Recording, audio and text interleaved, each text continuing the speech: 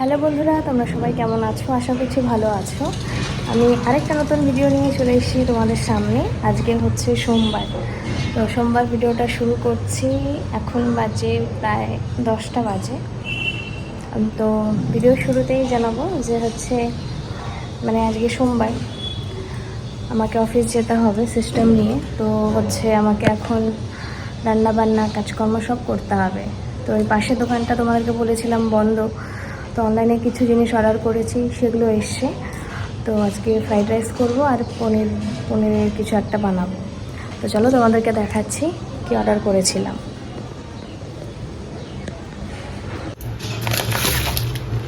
প্রথমত চাল অর্ডার করেছি, আর হচ্ছে একটা ব্রেড, দুধ, পনির, ঘি আর গাজর, টমেটো, ক্যাপসিকাম। তো এই আমি অর্ডার করেছিলাম।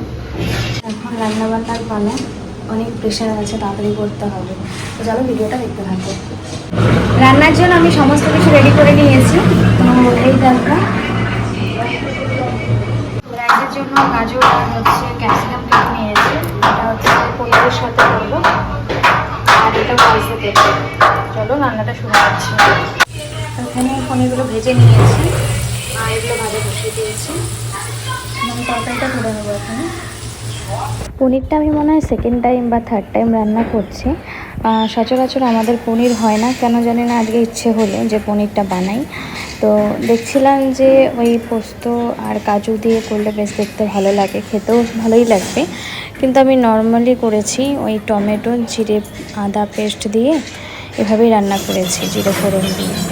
তো আলু দিয়েছিলাম, আলু তো প্রথমে কাটতে ভুলে গিয়েছিলাম। তারপরে হচ্ছে গ্যাসটা অফ করে দিয়ে আলু কেটে, যাতে না দিতে ভালো লাগবে না, তারপরে একটা আলু আমি দিয়েছি।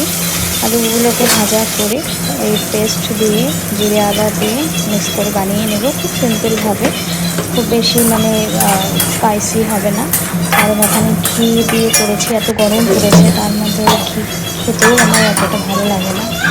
তো ভাতটা আমি করে নিয়েছিলাম, ওগুলো সবজিগুলো ভেজে নিয়ে এখন হচ্ছে ভাতগুলো দিয়ে দিচ্ছি, ভালো করে মিক্সড করে নেবো, একটু ফ্রাই করে নেব। আর আঁচটা কিন্তু আমি একদম কমিয়ে দিয়েছি, যার জন্য এখান থেকে বোঝা যাচ্ছে না, খুব কম আছে আমি রান্নাটা করছি।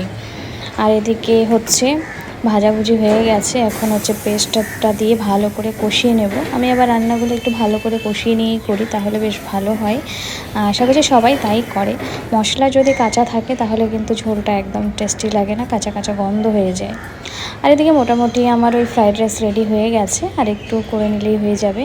দেখছিলাম একটু ড্রাই হয়ে গেছে, তাই আমি ওপর থেকে আর একটু ঘি দিয়ে দিলাম। আর যখন ভাজছিলাম তখন অল্প সাদা তেল আর ঘি দিয়ে কিন্তু আমি সবজিগুলো ভেজেছি। তারপর দেখছি ড্রাই হয়ে যাচ্ছে, তাই ভালো আর একটু ঘি দিয়ে দিই। আর বেশিটা দিই না, কারণ আমি তো এমনিতে ঘি খেতে পারি না গরম ভাতে, যেটা সবাই খায় মোটামুটি। ফ্রাইড রাইসটা খেতে পারি, কিন্তু শুধু ভাতে আমি ঘি একদমই খেতে পারি না, এত গন্ধ হয় আমার। এই জন্য আমাকে যার জন্য বলে হচ্ছে কুকুরের পেটে ঘি হজম হয় না, একটা কথাই আছে না, সেটাই আমাকে বলে। তো তোমরা যাই বলো না কেন, আমি খেতে পারি না, তো কী করবো তোমরাই বলো। তো এদিকে মোটামুটি মশলাটা প্রায় কষিয়ে নেওয়া হয়ে গেছে।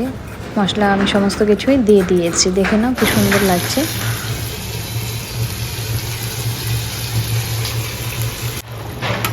তো এখন আমি পনিরগুলো দিয়ে দেবো।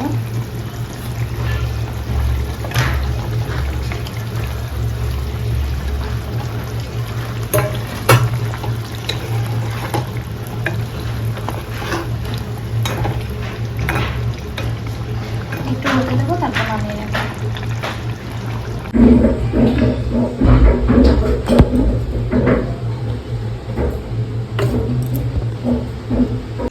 হ্যালো বন্ধুরা, তো দেখা হচ্ছে একবারে দুপুরের পর, রাতের বেলা। অফিসে গিয়েছিলাম, তো এখন রাতের বেলা রান্নাবান্না জোগাড় করেছি, সেটা তোমাদের সাথে শেয়ার করছি। এখানে বাবুর জন্য খাবার বসিয়ে দিয়েছি, এখানে আমি একটু চা করবো, রুটি করে নিয়েছি। আর দুপুরের ওখানে ওই পনিরের সবজি আছে, ওটা দিয়ে বাবাকে দেবো, আমি চা দিয়ে রুটি দিয়ে খাবো। তো এই হচ্ছে আজকে রাতের খাবার।